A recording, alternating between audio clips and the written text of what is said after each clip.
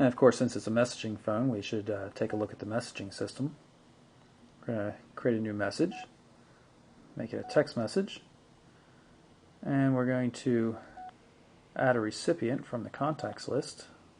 We'll send that to John Doe.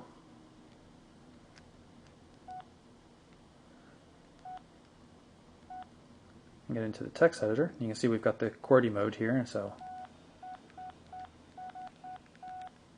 sometimes the beeps don't keep up with the key presses, but in general it seems to work really well. I mean, I find this keyboard really easy to use.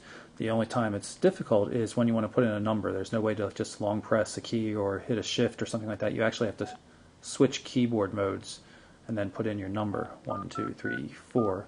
And so if you're putting in a password or something that goes back and forth between QWERTY and numeric mode, it can be a little frustrating, but otherwise it works really well.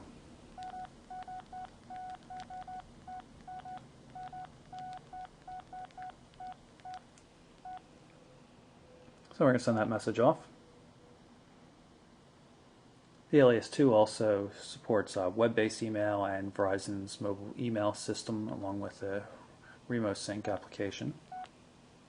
Welcome to RemoSync, a corporate email, contacts, and calendar solution for... And of course, plenty of other functionality you can get to through the VCast menu, and there's also VZ Navigator built into the device. For corporate users, the RemoSync application is going to be what makes the Alias 2.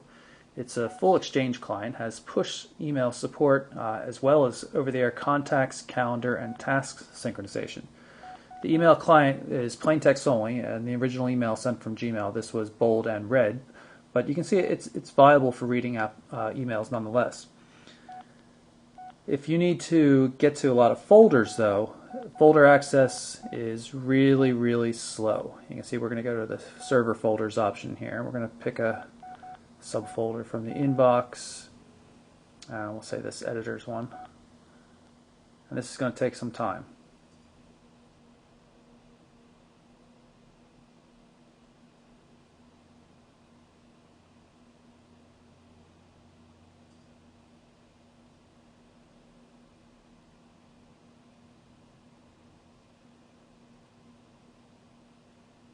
You can see we finally have the folder listed here, and you can see there's new messages and that kind of thing like that.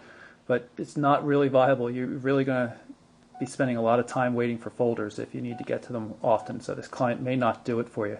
But if you're a one inbox kind of email user, then it's probably going to work out okay. Like you would expect, you can set up the schedule for when you want to sync, and it'll come up with regular alerts on the display when you get new email messages. So it's pretty good for Exchange support on a feature phone.